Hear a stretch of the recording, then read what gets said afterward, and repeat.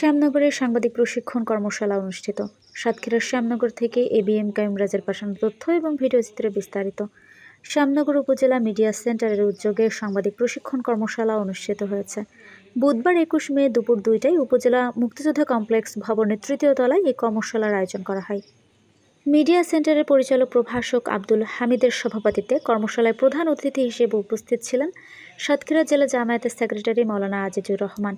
তিনি সাংবাদিকতার গুরুত্ব এবং দায়িত্বশীল গণমাধ্যম চর্চার উপর আলোকপাত করে বলেন, সাংবাদিকতা হলো জাতির দর্পণ।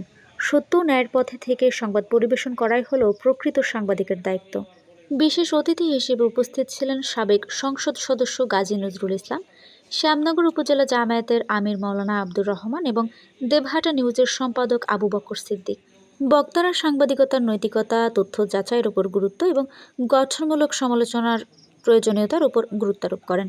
অনুষ্ঠানটি সঞ্চালনা করেন শ্যামনগর মিডিয়া সেন্টারের সভাপতি হুসাইন বিন আফতাব।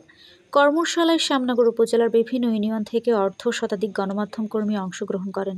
অংশগ্রহণকারীরা কর্মশালার বিভিন্ন পর্বে সংবাদ লেখার কৌশল, অনুসন্ধানী সাংবাদিকতা, ডিজিটাল নিরাপত্তা ও নৈতিক সাংবাদিকতা নিয়ে মতবিনিময় করেন। এই ধরনের উদ্যোগ ভবিষ্যতে অব্যাহত থাকবে বলে আয়োজকরা আশাবাদ ব্যক্ত করেন। অনন্যা মালিথা সুমি, দৈনিক দেশ জনতা।